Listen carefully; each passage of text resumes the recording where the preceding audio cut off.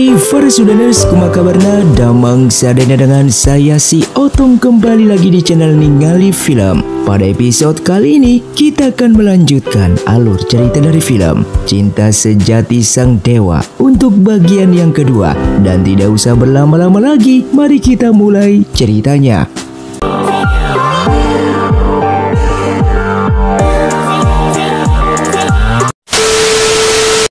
Film pun dilanjutkan dengan diperlihatkannya Long Yan yang membawa Chen Yu kembali ke rumahnya, dan Long Yan pun memperkenalkan dirinya kalau ia merupakan kakaknya Xiao Qing yang sebelumnya telah menyelamatkannya.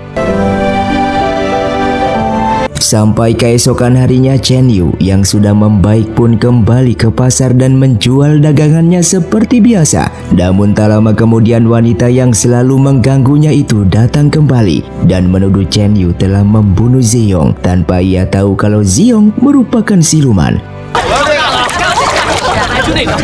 Lalu wanita itu pun menemui temannya yang bernama Bao dan mulai merencanakan sesuatu hal untuk menyingkirkan Chen Yu dari pasar ini. Terlihat Bao yang menghampiri Chen Yu dan mengobrak-abrik dagangannya. Tak lama kemudian, Long Yan pun datang menghampirinya dan membawanya ke suatu tempat untuk melihat kembang api yang sangat indah di sana yang membuat Chen Yu begitu sangatlah senang.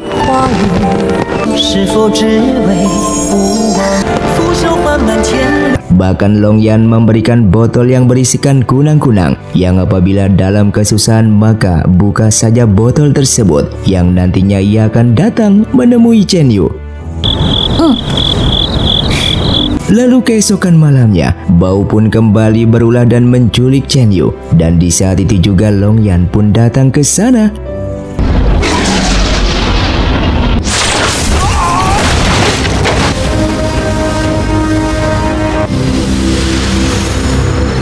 Setelah itu Long Yan juga menculik wanita yang selalu mengganggu Chen Yu.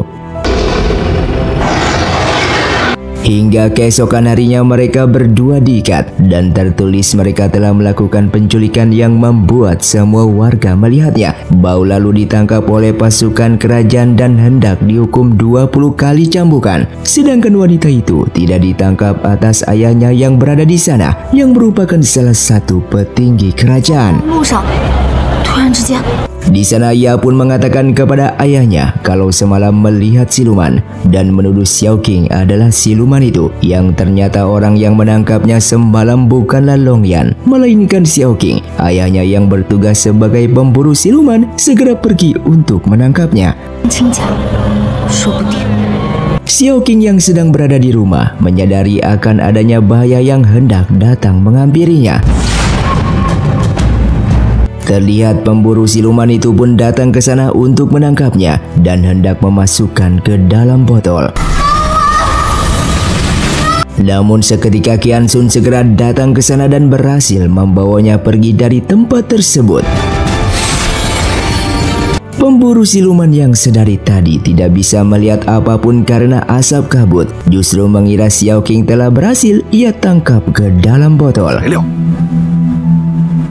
Xiao Qing lalu diobati lukanya oleh Qian Sun, dan tidak hanya itu ia juga diberikan kue kesukaannya sebagai tanda permintaan maaf Qian Sun kepadanya yang selalu menyusahkannya selama ini. Melihat kebaikan Qian Sun justru membuat Xiao Qing menjadi takut karena tidak seperti biasanya.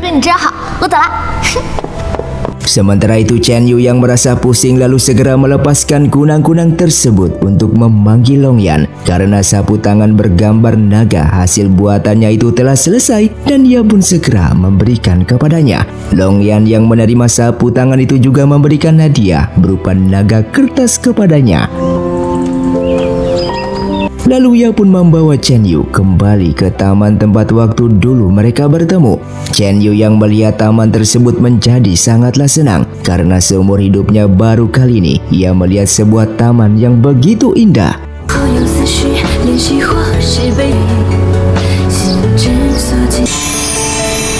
Setelah itu tiba-tiba Chen Yu pun kembali pusing dan pingsan di tempat.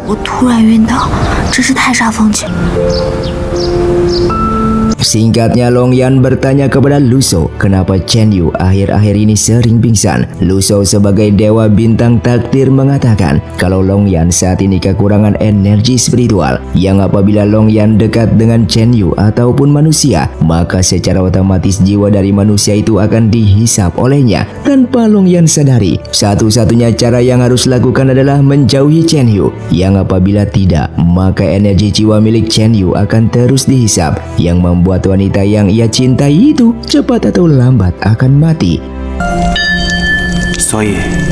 Sedangkan Chen Yu saat ini merasa khawatir karena Xiao Qing telah menghilang, dan ia pun mencari ke sana kemari namun tidak ketemu juga. Ia lalu mencoba memanggil Long Yan menggunakan kunang-kunang tersebut, dan Long Yan memang datang ke sana namun ia tidak menampakkan wujudnya. Sedangkan Chen Yu terus menunggu di sana hingga larut malam.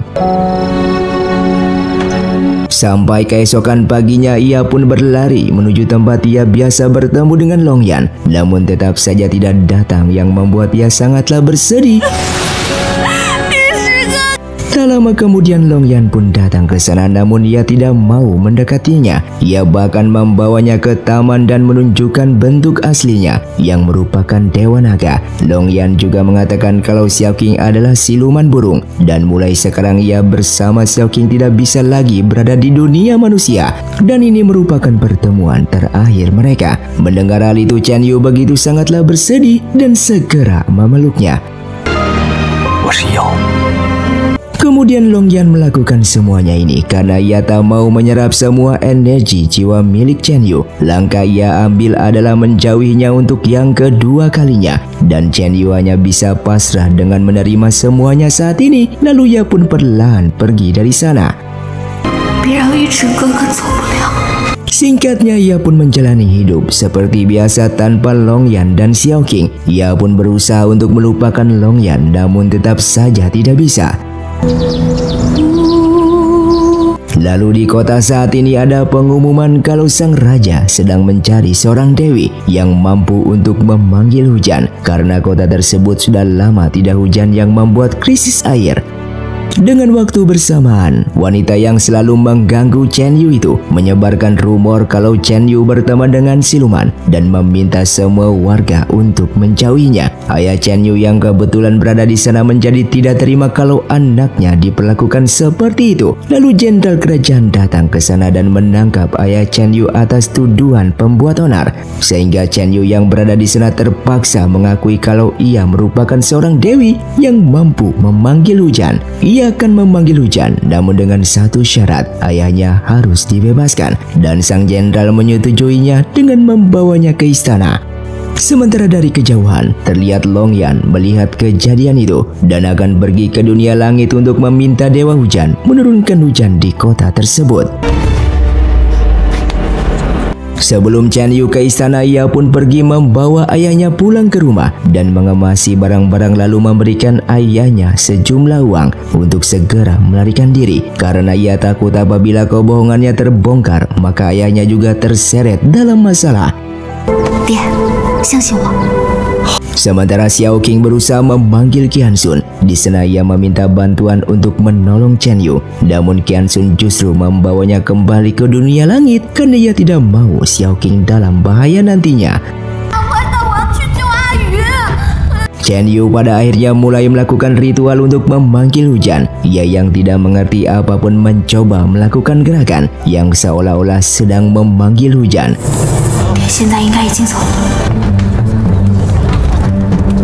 Sedangkan Long Yan memaksa Dewa Hujan untuk segera menurunkan hujan di kota tersebut. Namun Dewa di sana mengaku telah melakukan tugasnya. Dewa Hujan lalu meminta perlindungan dari Dewa Siang, dan mereka pun bersama-sama untuk mengecek keadaan di kota itu. Yang ternyata kota tersebut terdapat sebuah segel yang menghalangi hujan untuk masuk. Long Yan yang menyadari semuanya ini ternyata ulah dari siluman yang waktu itu mereka bunuh di dalam goa kemarin. Chen Yu yang tidak bisa memanggil hujan pada akhirnya akan dihukum mati. Ia pun hanya bisa pasrah dengan keadaan.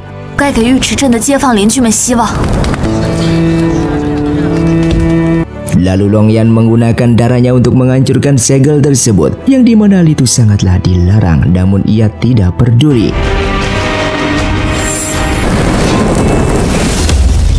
Yang pada akhirnya hujan pun turun dan nyawa Chen Yu pun terselamatkan. Semua warga menjadi sangatlah senang melihat hujan turun di kota mereka. Singkatnya mereka pun kembali dan Xiao Qing lalu dilepaskan oleh Qian Sun yang sedang terikat di kursi. Ia pun lalu dipinta untuk memanggil Lu Shou.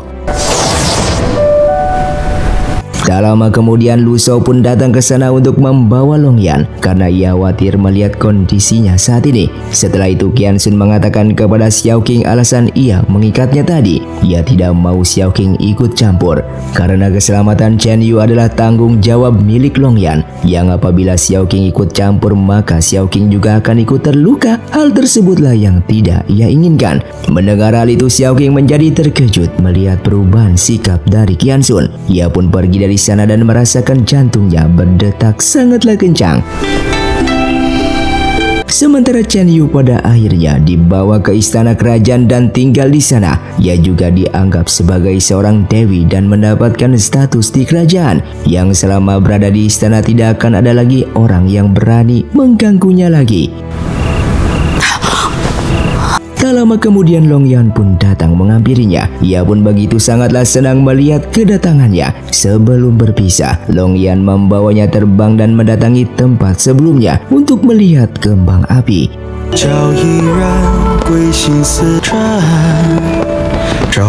Di sana Chen Yu berteriak kalau ia menyukainya, namun di sini Long Yan tidak bisa bersamanya karena apabila ia dekat dengan Chen Yu maka energi milik Chen Yu akan terhisap. Long Yan lalu mengucapkan salam perpisahan sebelum ia pergi. Dan Chen Yu memohon satu permintaan. Ia hanya ingin bertemu dengannya setahun sekali di setiap ia ulang tahun. Dan Long Yan yang mendengar hal tersebut menyanggupi permintaannya itu. Singkatnya setahun kemudian, tepat di ulang tahun Chen Yu, ia bersama Xiao Qing menunggu kedatangan Long Yan. Namun setelah sekian lama menunggu hingga matahari terbenam, Long Yan yang ditunggunya tidak kunjung datang. Tak lama kemudian kupu-kupu pun datang ke sana dan ia pun segera mengikuti kupu-kupu tersebut karena tahu berasal dari Long Yan. Mereka memang bertemu namun terpisah tembok yang sangatlah besar dan Long Yan sengaja tidak menemuinya secara langsung.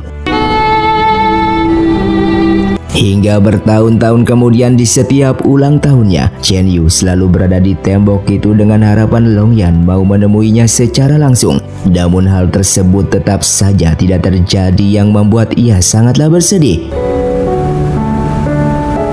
Long Yan lalu kembali ke istananya. Di sini satu-satunya harapan adalah menunggu kematian Chen Yu dan bereinkarnasi kembali. Karena dengan waktu yang cukup lama, ia juga bisa mengembalikan energinya dan tidak menghisap energi milik Chen Yu lagi.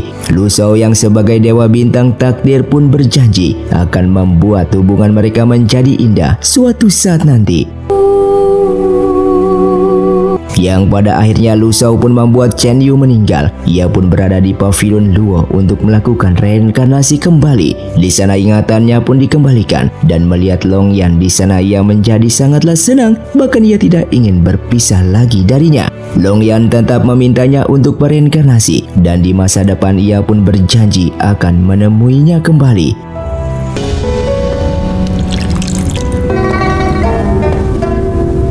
Singkatnya Chen Yu telah bereinkarnasi dan terlahir kembali sebagai manusia. Dan saat ini ia menjadi anak dari seorang jenderal kerajaan Fang. Hingga bertahun-tahun kemudian setelah ayahnya meninggal, Chen Yu memiliki jiwa petarung layaknya sang ayah. Bahkan ia menjadi jenderal yang memimpin seluruh pasukan kerajaan Fang. Setelah itu ia pun memberikan hormat kepada papan nisan mendiang ayahnya dan berjanji akan membasmi pasukan kerajaan musuh yang berusaha menyerang. Hingga di malam harinya di saat ia tidur, seketika ia bermimpi bertemu dengan seorang dewa naga yang bernama Long Yan yang berjanji akan menemuinya kelak. Dan seperti biasa di dalam mimpinya itu, ia tidak bisa melihat wajah dari pria tersebut. Hingga keesokan harinya, Xiao Qing selalu ditugaskan sebagai teman Chen Yu di setiap reinkarnasinya. Ia pun mengoleskan krim ke tangannya. Namun Chen Yu tidak menyukai hal tersebut karena ia lebih suka memegang pedang daripada merawat tangannya menggunakan krim. Tak lama kemudian, Chen Yu pun kedatangan teman semasa kecilnya yang bernama Lu Zeng. Melihatnya di sana, Chen Yu menjadi sangatlah senang dan meminta Lu Zeng untuk membantunya mengatur pasukan kerajaan yang hendak menghadapi pasukan kerajaan musuh. Hingga suatu ketika pasukan kerajaan musuh menyerang desa kerajaan Fang dan membunuh semua warga, bahkan anak kecil tanpa ampun. Kerajaan musuh itu bernama Kerajaan Donglan yang dipimpin oleh seorang pangeran yang bernama Hansi. Saking kejinya, Hansi tidak ragu membunuh seorang ibu-ibu yang membawa anak kecil dan hendak membunuh anak tersebut. Tak lama kemudian, pasukan kerajaan Fang pun datang ke sana, namun mereka kalah jumlah. Sedangkan Lu Zeng saat ini melihat sebuah bunga yang sudah layu. Ia pun teringat waktu pertama kali bertemu dengan Chen Yu yang sedang mencuri buah di halaman rumahnya. Semenjak hari itulah, Lu Zeng sangat menyukainya hingga sampai saat ini. Singkatnya, Paman Zhao pun datang mengabarkan kepada Chen Yu kalau pangeran kerajaan Donglan telah membunuh warga mereka tanpa tersisa. Bahkan anak-anak beserta bayi tidak luput dari kebrutalan mereka. Mendengar hal itu, Chen Yu langsung memerintahkan Paman Zhao untuk mempersiapkan semua pasukan untuk menyerang. Dan pada akhirnya perang pun terjadi.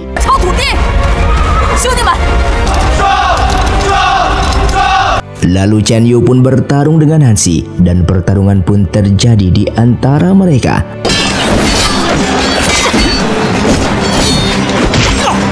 Siapa sangka Long Yan juga berada di sana dan menyamar menjadi salah satu pasukan milik Chen Yu. Ia pun membantunya untuk bertarung di sana dan berhasil memukul mundur pasukan kerajaan Donglan.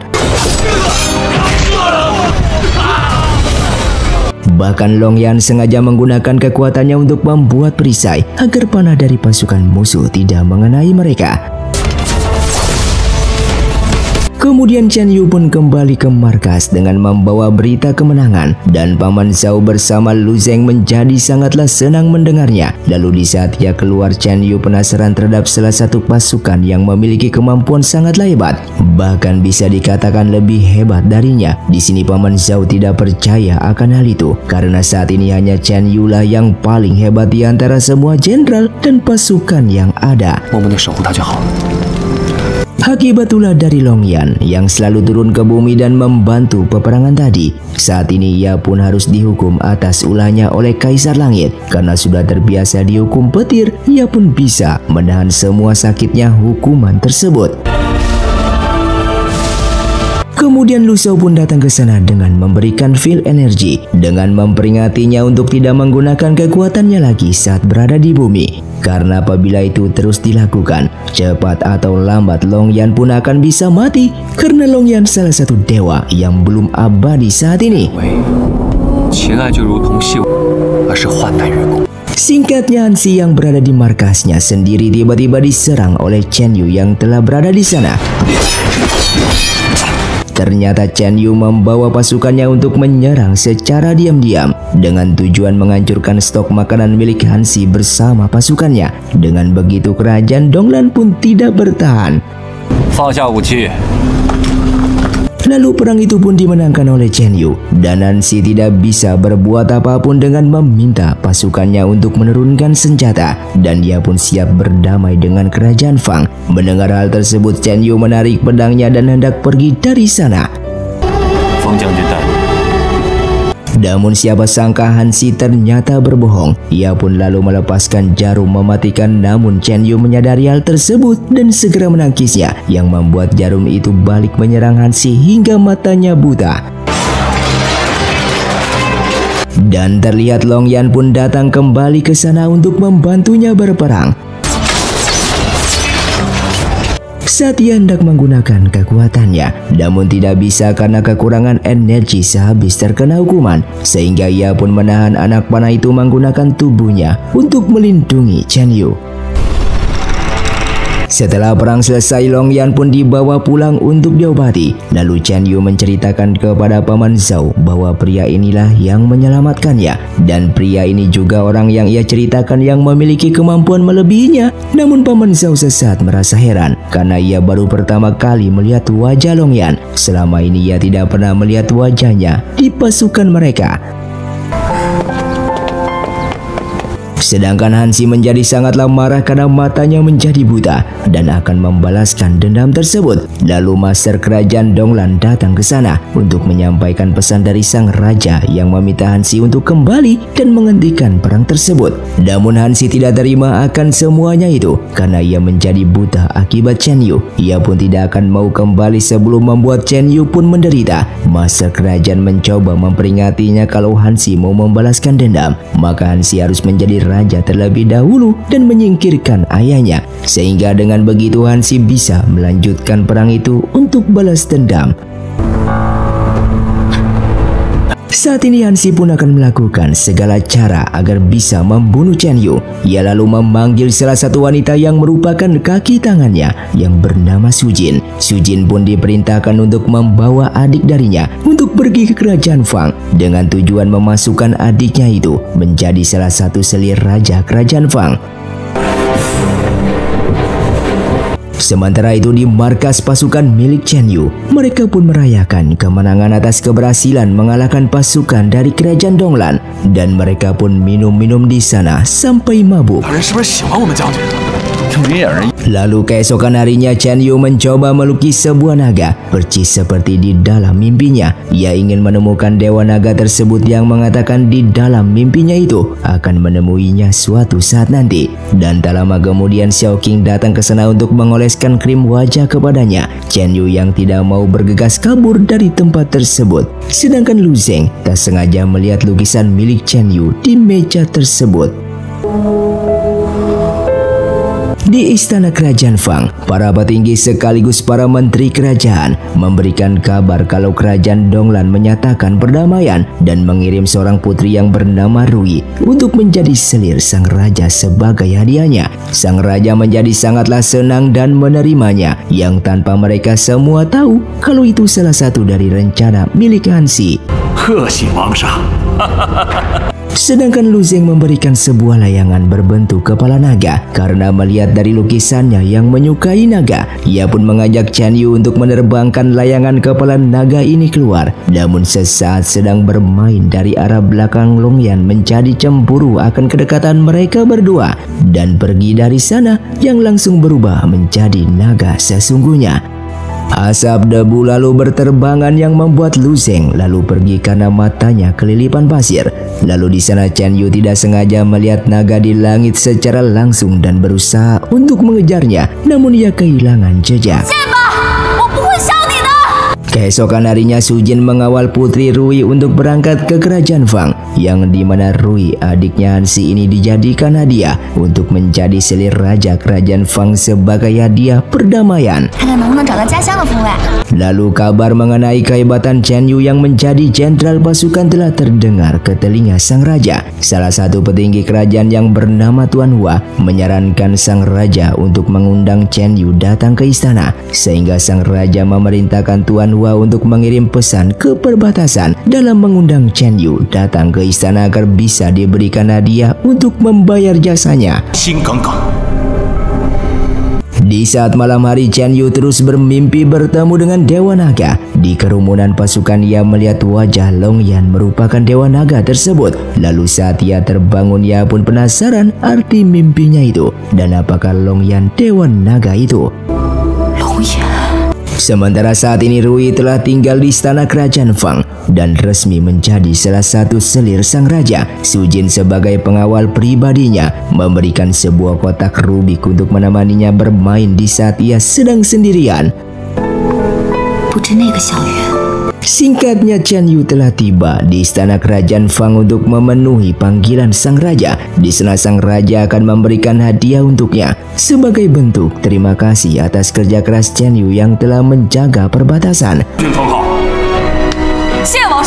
Lalu setelah itu Chen Yu keluar karena dipanggil oleh permaisuri. Namun para pelayan memintanya untuk menunggu sebentar terlebih dahulu. Sedangkan Long Yan juga berada di luar istana menunggu Chen Yu kembali. Namun setelah lama menunggu, Chen Yu juga tidak kunjung keluar, yang membuatnya khawatir dan hendak masuk ke dalam. Namun tiba-tiba pasukan dari langit datang ke sana dan meminta Long Yan untuk tidak mengacau kerajaan Fang karena akan mengganggu kestabilan dunia manusia. Long Yan mengatakan dia hanya ingin mengecek keadaan Chen Yu saja, dan para pengawal itu mengaku disuruh oleh Qian Sun untuk mengawasi pergerakan Long Yan agar tidak bertindak macam-macam di dunia manusia.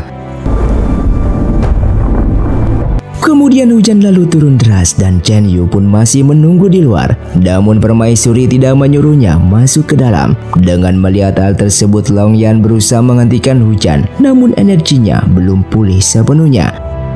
Sehingga ia berubah menjadi naga untuk melindungi Chen Yu supaya tidak terkena air hujan. Dan Chen Yu yang melihat itu menjadi sangatlah senang, yang pada akhirnya bisa melihat Dewa Naga yang selalu di dalam mimpinya. Setelah melakukan itu, Long Yan kembali ke istananya untuk mengembalikan energinya yang kini telah habis. Ia pun terluka dalam akibat menggunakan bentuk naganya. Di lain tempat, Su Jin diperintahkan oleh Han Xi untuk menemui Tuan Hua, yang ternyata Tuan Hua telah bekerja sama dengan Su Jin, yang dimana Tuan Hua sengaja meminta sang raja sebelumnya untuk mengundang Chen Yu datang ke istana, dan nantinya Su Jin akan membunuh Chen Yu atas perintah dari Han Xi. Sebagai imbalan, Su Jin pun memberikan sebuah lukisan yang memiliki harga jual sangatlah tinggi kepada Tuan Hua. Di malam harinya, Long Yan pun datang menemui Chen Yu yang sedang minum-minum sendirian. Ia juga memberikan makanan dan menyuapinya, yang tanpa sadar Chen Yu mengingat mimpinya saat bertemu dengan Dewa Naga yang pernah memberikan makanan kepadanya. Oleh karena itu, ia semakin yakin Long Yan adalah Dewa Naga tersebut. Namun di sini Long Yan masih merahasiakan identitas dan kemampuannya dengan berpura-pura menjadi manusia biasa yang memiliki tanggung jawab melindungi Chen Yu yang merupakan seorang jenderal. Melihat sikap dingin dari Long Yan, Chen Yu menjadi penasaran kepadanya.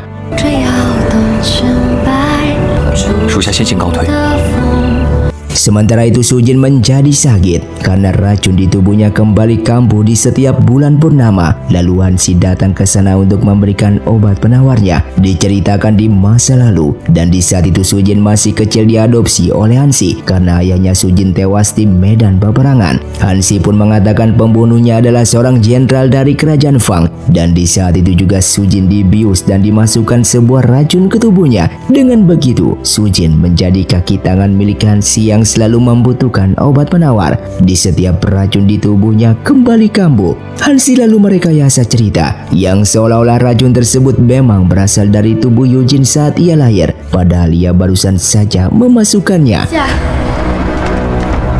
Keesokan harinya Xiao Qing mengajarkan tata krama di istana kerajaan kepada Chen Yu agar terlihat lebih sopan saat bertemu dengan sang raja.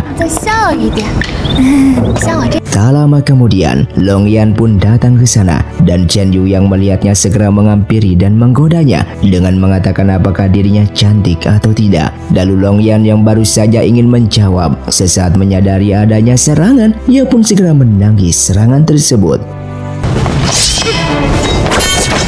Kemudian pasukan misterius pun datang ke sana untuk menyerang Chen Yu, dan di saat Chen Yu hampir saja terbunuh, seketika itu juga Long Yan dengan cepat menghentikan serangan tersebut. Sebelum pasukan misterius itu lari, Xiao Qing memasukkan sebuah barang ke saku baju mereka agar bisa tahu siapa yang menyuruh pasukan tersebut. Baju yang dipakai oleh Chen Yu menjadi robek, dan ia pun meminta Long Yan untuk memasangkan ikat pinggangnya ke tubuhnya. Long Yan sesaat teringat di saat dulu Chen Yu pernah melakukan hal yang sama dengannya, dan kini ia balik melakukannya.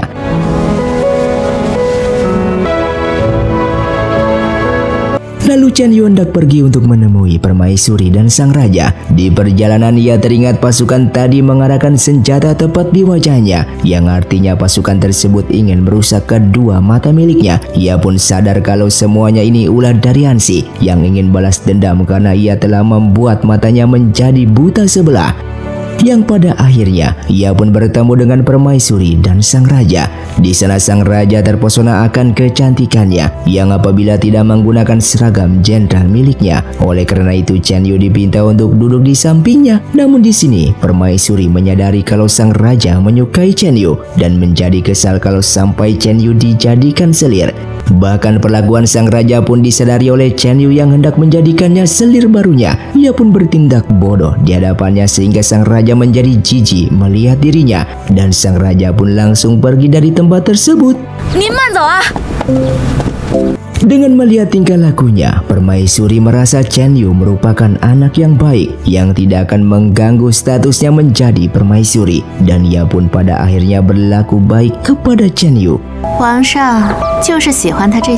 Sementara itu Xiao Qing bertemu dengan Qian Sun. Di sana Qian Sun mengatakan kalau ia menyukainya dan hal tersebut membuat Xiao Qing menjadi sangatlah senang. Namun sesaat Qian Sun melihat tanda di jidatnya dan sedikit bisa mengingat di masa lalunya. Karena seperti ia sempat menyelamatkan jiwa seorang wanita, namun ingatannya itu masih tidak jelas yang membuatnya langsung pergi dari sana. Akan tetapi Xiao Qing justru menganggap Qian Sun takut di saat melihat tanda di jidatnya. Ia pun merasa kesal dan ingin sekali menghilangkan tanda tersebut. Singkatnya Chen Yu yang sedang berlatih pedang sesaat dihampiri oleh Xiao Qing. Ia pun memberikan informasi kalau pasukan misterius kemarin yang menyerang mereka ternyata milik Tuan Hua, salah satu petinggi kerajaan Fang. Saat ini Tuan Hua memiliki posisi sebagai divisi keadilan yang bisa disimpulkan Tuan Hua bekerja sama dengan Hansi karena pembunuh kemarin berniat membuat mata Chen Yu menjadi buta. Terlihat Hansi datang ke istana kerajaan Fang dan kedatangannya bukan tanpa alasan. Ia ingin memberikan hadiah kepada sang raja supaya perdamaian di kedua kerajaan bisa tercipta. Dan setelah itu para menteri memberikan informasi kalau Hansi sudah datang dengan memberikan pedang pusaka milik dinasti zaman dahulu. Mendengar hal tersebut sang raja menjadi sangatlah senang mendapatkan hadiah itu. Sesaat Chen Yu berada di sana sambil mengatakan kalau ia tidak bisa ikut dalam perjamuan nanti malam, dan sang raja memakluminya karena bagaimanapun juga Hansi adalah musuhnya di medan perang waktu itu. Setelah itu Chen Yu datang menghampiri Rui dan mereka pun terlihat sudah akrab satu sama lain. Di sana ia tak sengaja melihat rubik yang tertulis namanya dan mengingat rubik tersebut pernah diberikan oleh teman semasa kecilnya kepadanya. Lalu tak lama kemudian Su Jin pun datang ke sana. Kedatangannya membuat Chen Yu sangatlah terkejut yang ternyata mereka berdua ini teman semasa kecil. Dan setelah mengetahui Chen Yu adalah seorang jenderal dari kerajaan Fang, orang yang harus ia bunuh membuatnya tidak percaya. Lalu Chen Yu mendekatinya namun dihindari oleh Su Jin sambil mengatakan kalau ia merupakan pelayan sedangkan Chen Yu merupakan seorang jenderal.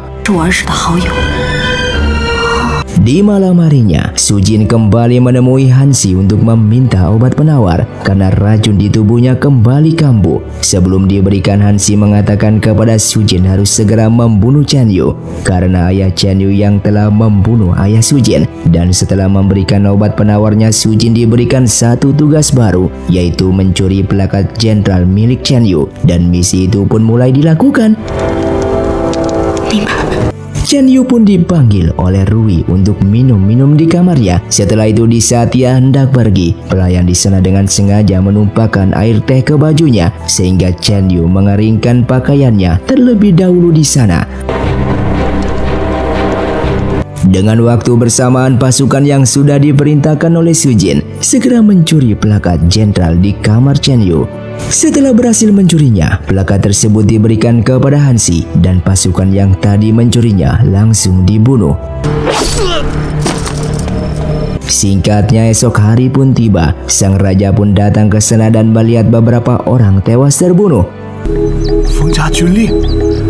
Hansi lalu berpura-pura terluka sambil mengatakan kalau tadi malam terdapat pasukan misterius yang menyerangnya dan mencuri pedang kuno yang hendak diberikan kepada sang raja. Mendengar hal tersebut, sang raja menjadi marah dan meminta pasukannya untuk menyelidiki siapa yang berani melakukan semuanya ini. Lalu saat dicek, mayat di sana memegang sebuah plakat yang ternyata itu adalah milik Chen Yu, sehingga Chen Yu pun dituduh sebagai dalang di balik semuanya ini. Namun Chen Yu Yu yang cerdik mengajak sang raja dan mereka semua untuk datang ke kamarnya. Terlihat ia mengambil salah satu plakat jenderal miliknya yang telah ia sembunyikan di banyak tempat. Lalu ia berikan kepada sang raja sambil menjelaskan sebelum masuk ke istana ia sudah terbiasa difitnah. Semua plakat itu adalah palsu yang diduplikasi oleh para penjahat yang mencoba memfitnah dan menjebaknya. Dan plakat yang dipegang oleh mayat tadi juga merupakan yang palsu, sedangkan yang asli berada di tangannya. Sehingga sang raja pada akhirnya menyadari akan semuanya ini dan memutuskan Chen Yu tidak bersalah. Mendengar hal itu Hansi menjadi kesal karena rencananya menjadi gagal kembali. Dan film pun bersambung. Terima kasih untuk kalian yang sudah menonton video ini sampai habis. Sampai jumpa di video selanjutnya. Saya pamit urang dari ningali film Xiao Tong undur diri dan salam Sundaners.